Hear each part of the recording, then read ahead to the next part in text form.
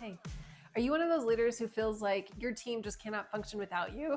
In this video, I'm going to share with you exactly one simple thing that you can do to help build your team's capacity to lead themselves. You know how it feels? You're juggling late night texts, early morning calls, and the constant ping and notifications during what is supposed to be your family time. You want to be supportive and you care deeply, but something is off. I had a client who kept his phone on 24/7, just in case they need me. He felt like it was a noble cause. He wanted his team to have constant access to him, but his family was getting whatever was left over. And that stung because he truly believed that he was saving his team from stress and from frustration. And one day I sat down with him and I said, dude, you jump in to save everybody. Jesus saved them already. You don't have to save them.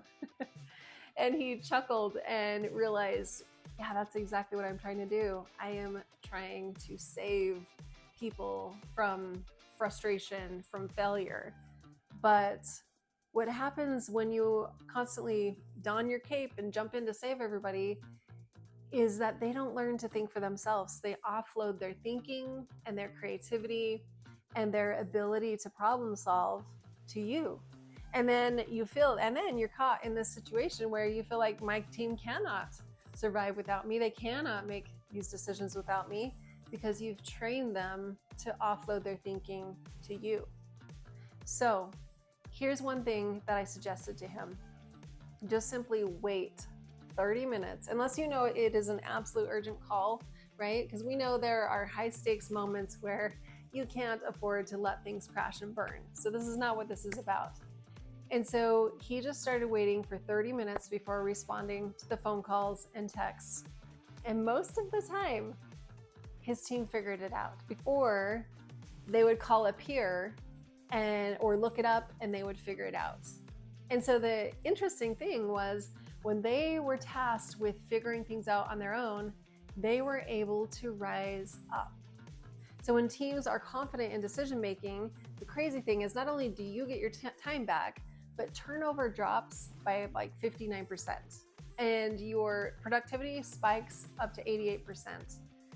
Strong leadership is not just a nice to have, it is actually a profit driving force.